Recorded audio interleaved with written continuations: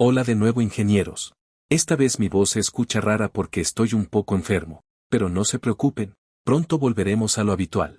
Bien, en este video vamos a resolver un ejercicio donde aprendamos qué onda con esto de las pérdidas de energía en sistemas de tuberías con accesorios.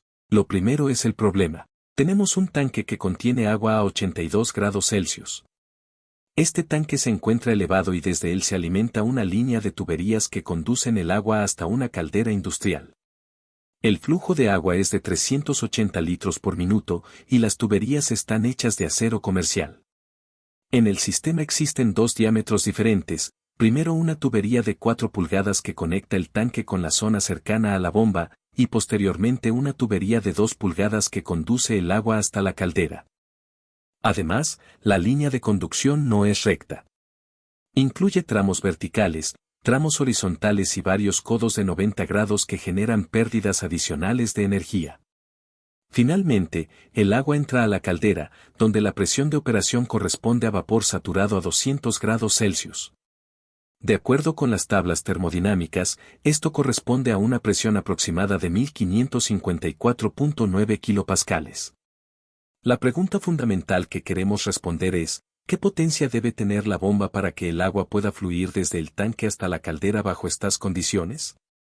Para resolver este problema utilizamos una de las herramientas más poderosas de la ingeniería de fluidos, la ecuación de energía mecánica, también conocida como la ecuación de Bernoulli extendida. Esta ecuación establece que la energía total de un fluido puede expresarse como la suma de diferentes formas de energía de presión, energía potencial asociada a la altura, energía cinética asociada a la velocidad del flujo y, cuando existe un equipo como una bomba, la energía que dicho equipo añade al sistema. Al mismo tiempo, debemos considerar que parte de esa energía se pierde debido a la fricción con las paredes de la tubería y a las pérdidas generadas por accesorios como válvulas o codos. Por lo tanto, el análisis consiste en comparar la energía que tiene el fluido en el tanque con la energía que necesita tener al llegar a la entrada de la caldera. La diferencia entre ambas energías debe ser suministrada por la bomba. Primero analizamos las condiciones en el tanque.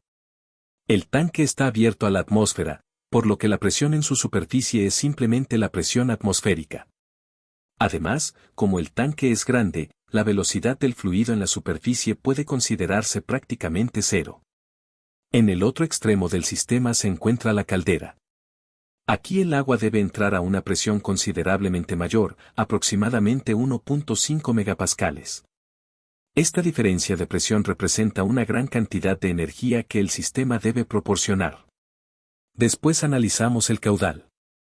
El flujo volumétrico es de 380 litros por minuto, lo cual equivale aproximadamente a 6.3 por 10 a la menos 3 metros cúbicos por segundo. Con este caudal podemos calcular la velocidad del fluido dentro de cada tramo de tubería utilizando la relación básica entre flujo volumétrico, área de la tubería y velocidad. Cuando realizamos estos cálculos encontramos que la velocidad del agua en la tubería de 4 pulgadas es relativamente moderada, alrededor de 0.8 metros por segundo. Sin embargo, al pasar a la tubería de 2 pulgadas, el área se reduce significativamente y la velocidad aumenta hasta aproximadamente 3 metros por segundo.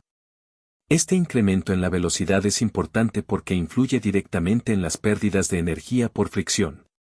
Para determinar el régimen de flujo calculamos el número de Reynolds, que compara las fuerzas inerciales con las fuerzas viscosas del fluido.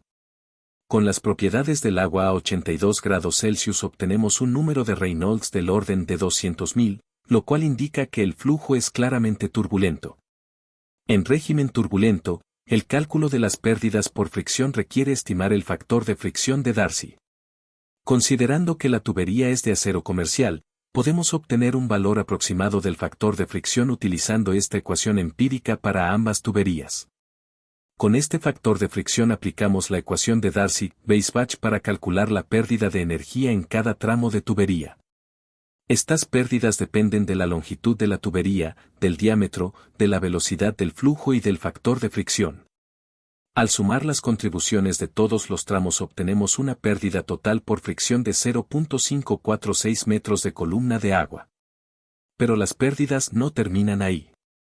En la instalación existen 4 codos de 90 grados que obligan al fluido a cambiar de dirección. Cada uno de estos accesorios introduce una pérdida adicional que se puede estimar mediante un coeficiente adimensional conocido como coeficiente de pérdida menor. Al sumar el efecto de los codos obtenemos una pérdida adicional de aproximadamente medio metro de columna de agua. Finalmente analizamos la diferencia de altura entre el tanque y la caldera. En este caso el tanque se encuentra ligeramente más alto que el punto de entrada a la caldera, lo cual contribuye un poco a favor del flujo. Sin embargo, cuando reunimos todos los términos de la ecuación de energía mecánica descubrimos que el efecto dominante no es la fricción ni la diferencia de alturas, sino la diferencia de presión entre el tanque y la caldera. Convertida a unidades de altura hidráulica, esta diferencia de presión equivale a 183 metros de columna de agua.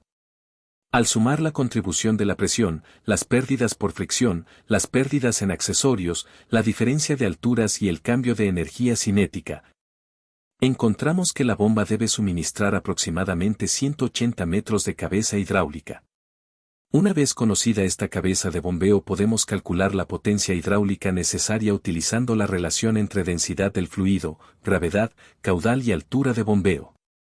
El resultado indica que el sistema requiere aproximadamente 11 kW de potencia hidráulica. Sin embargo, las bombas reales no son perfectamente eficientes. Si consideramos una eficiencia del 85%, la potencia real requerida para accionar la bomba es cercana a 17 caballos de fuerza. Este resultado es muy interesante desde el punto de vista de ingeniería, porque nos muestra algo fundamental. En este sistema la mayor parte de la energía no se utiliza para vencer la fricción en las tuberías, sino para alcanzar la presión necesaria dentro de la caldera.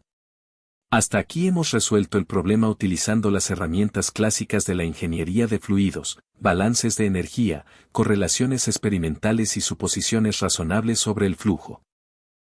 Pero aquí surge una pregunta fascinante. Todo lo que hemos hecho supone que el flujo dentro de la tubería se comporta de forma idealizada, asumimos velocidades promedio, factores de fricción globales y pérdidas estimadas para accesorios. Sin embargo, en la realidad el flujo dentro de una tubería con codos, cambios de diámetro y bombas es extremadamente complejo. Se generan zonas de recirculación, perfiles de velocidad no uniformes, turbulencia intensa y variaciones locales de presión. ¿Y si pudiéramos ver todo eso? ¿Y si pudiéramos observar cómo se distribuye realmente la velocidad del agua dentro de cada tramo de tubería, cómo se forman los vórtices en los codos o cuánto aumenta la pérdida de energía debido a la turbulencia? Utilizando CFD podemos resolver numéricamente las ecuaciones de Navier-Stokes y obtener una representación detallada del flujo dentro del sistema. Podemos visualizar campos de velocidad, mapas de presión, estructuras turbulentas e incluso optimizar el diseño de la tubería para reducir pérdidas energéticas. En otras palabras, podemos pasar de un modelo simplificado basado en promedios a una simulación física mucho más rica y realista. Porque cuando combinamos los fundamentos clásicos de la ingeniería con herramientas modernas de simulación, comenzamos a ver los sistemas industriales con un nivel de detalle que hace apenas unas décadas era imposible.